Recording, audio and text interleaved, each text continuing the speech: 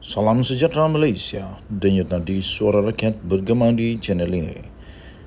Jangan lupa tekan butang subscribe, like dan share. Malaysia kita punya, cintai Malaysiaku, kita jaga kita.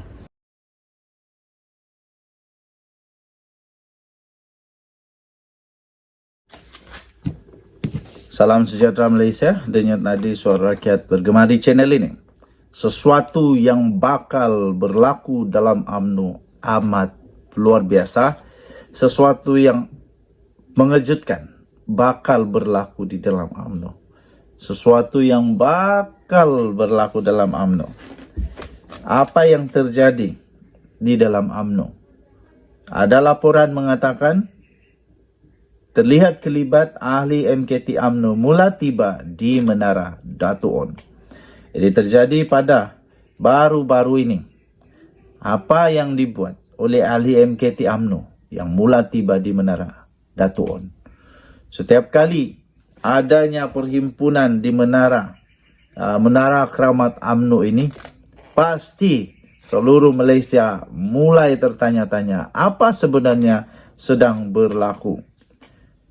Ini yang baru diterbitkan, baru diterima sebenarnya, tapi sudah diterbitkan pada 20 Oktober lagi.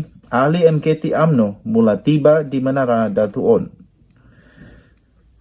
Di dalam gambar yang telah dirakam dan diterbitkan secara meluas, beberapa ahli MKT UMNO dan beberapa pimpinan negeri dilihat sudah mula tiba di Menara Dato' On bagi menghadiri mesyuarat MKT UMNO.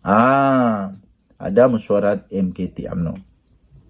Beberapa ahli kerja Majlis Tertinggi UMNO, MKT UMNO dan beberapa pimpinan negeri dilihat sudah mula tiba di Menara Dato' On bagi menghadiri mesyuarat MKT UMNO pada Jumaat malam.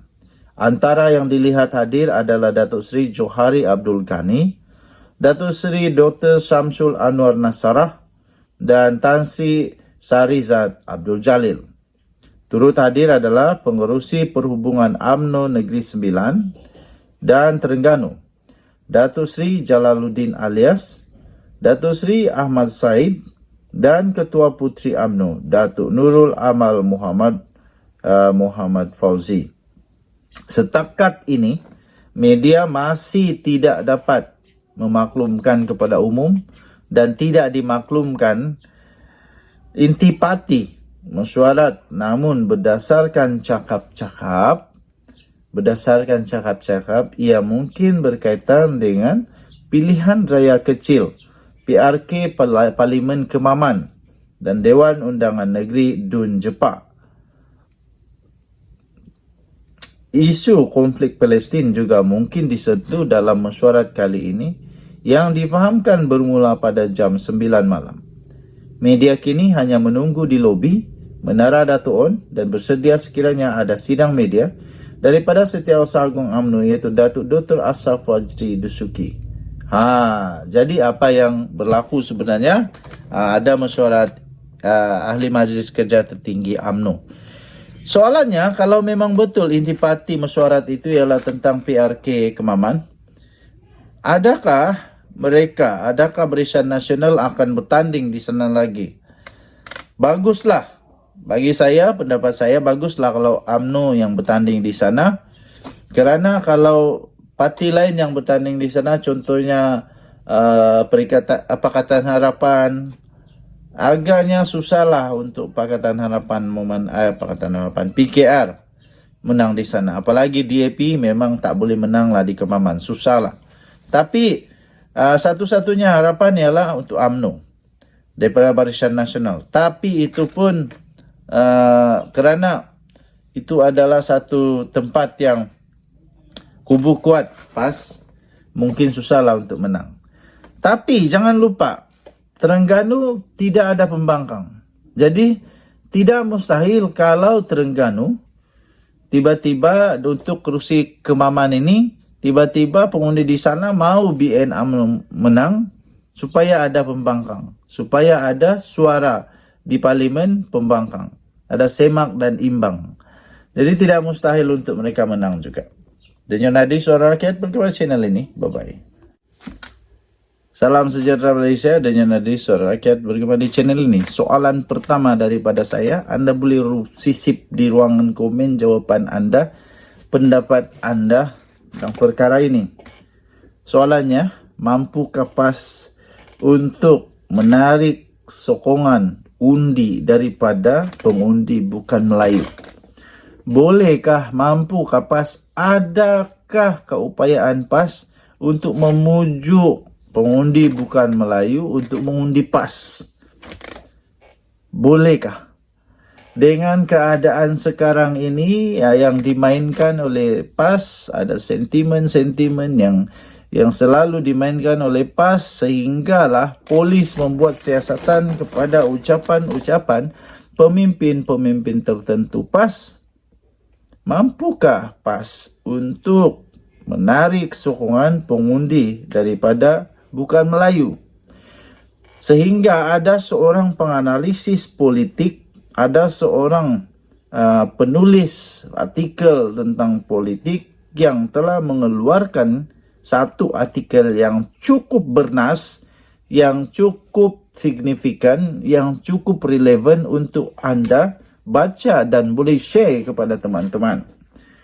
PAS tidak mungkin berjaya menarik pengundi bukan Melayu kecuali jika Hadi Awang undur diri daripada sabudin.com.net. Anda setuju tak dengan kenyataan ini? Saya setuju. Kalau Hadi Awang undur diri, mungkin bolehlah ada peluang untuk PAS berjaya menarik pengundi bukan Melayu. Berucap merasmikan muktamar PAS semalam, Hadi Awang mengarahkan ahli parti supaya berusaha menarik sokongan pengundi bukan Melayu setelah berjaya menguasai sokongan pengundi Melayu. Saya fikir beginilah, Tok Guru Hadi Awang kena buat satu teladan. Kalau nak suruh anak buah, kena buat diri sendiri dulu. Buktikan dulu Hadi Awang boleh menarik perhatian, boleh menarik simpati pengundi daripada bukan Melayu. Pastinya kalau dia sudah berjaya menjadi teladan, menjadi contoh, berjaya menarik pengundi bukan Melayu, anak-anak buah pun boleh ikut tau. Tapi sekarang ini, siapa yang menyebabkan pengundi bukan Melayu tak mau undi PAS? Siapa? Adakah anak-anak buahnya atau kerana kepalanya sendiri, yaitu Tok Guru Hadi Awang? Mana satu yang berlaku? Itu soalan paling padu.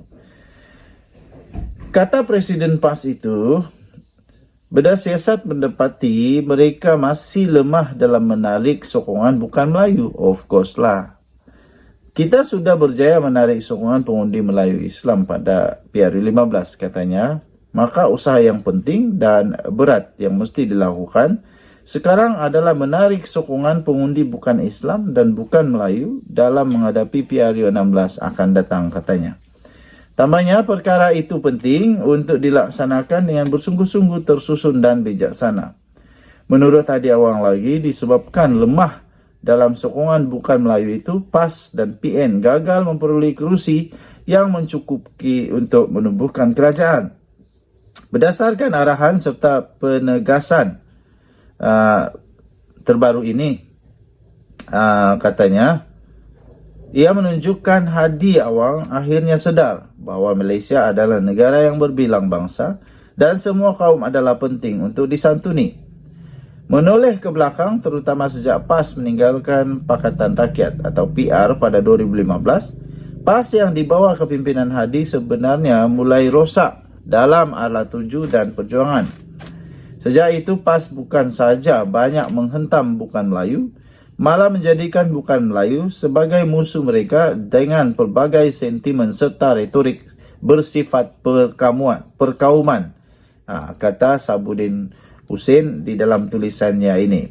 Sentimen Melayu Islam yang ekstrim sering dimainkan dengan sewenang-wenangnya dan tanpa kawalan, sehingga seolah-olah semua masalah dalam negara ini dicetuskan oleh bukan Melayu. Tidak cukup dengan PAS yang seronok mengatakan bukan Melayu sebagai punca berlakunya rasuah di negara ini, label kafir harbi juga turut dijajah dengan meluas dan digunakan di luar konteks tanpa hikmah. Slogan Islam for All yang pernah dilaungkan sebelum ini lantas dikebumikan tanpa nisan. Sebelum ini, mahu tidak mahu walaupun berjaya menjadikan sokongan Melayu melimpah, tetapi dalam masa yang sama menyebabkan undi bukan Melayu pula makin menjauh. Akhirnya siapa yang rugi?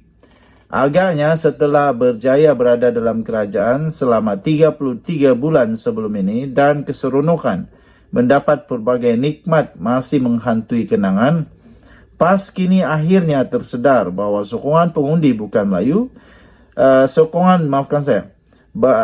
PAS kini akhirnya tersedar bahwa sokongan pengundi Melayu sahaja tidak mencukupi untuk memegang kuasa dan mengecap kembali nikmat dunia.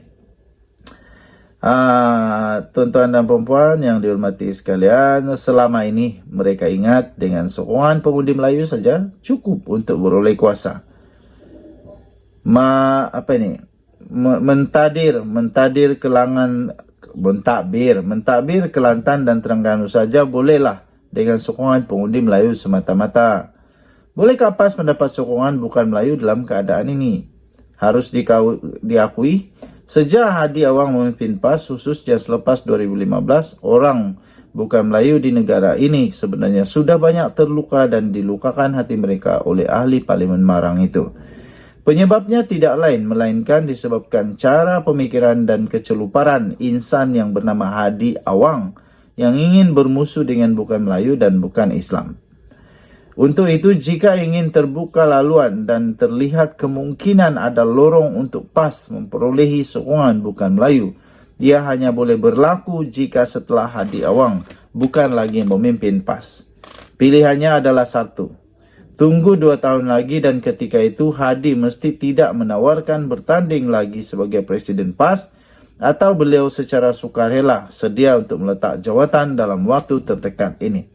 Hanya jika PAS dipimpin oleh pemimpin yang sederhana dan sederhana saja memberi kemungkinan pengundi bukan Melayu boleh didekati. Selagi Hadi Awang memimpin PAS, selagi itu bukan Melayu akan menjauhi PAS dan impian untuk beroleh sokongan daripada bukan Melayu tidak ubah seperti mimpi akibat terlelap selepas waktu asal. Sabudin Husin, 21 Oktober 2023. Tuan-tuan dan puan-puan yang dihormati sekalian, tidak ada pilihan untuk PAS. Kiranya mau menerima sokongan daripada pengundi bukan Melayu, menurut Sabudin Husin, Hadi Awang mesti letak jawatan. Hadi Awang mesti undur diri, Hadi Awang mesti step down, mesti untuk berhenti jadi celupar dan dapat diterima. Perlu ada pemimpin yang sederhana di dalam PAS untuk dapat menarik sokongan daripada pengundi bukan Melayu. Dan yang Nadi Suara Rakyat, bagaimana channel ini? Bye-bye.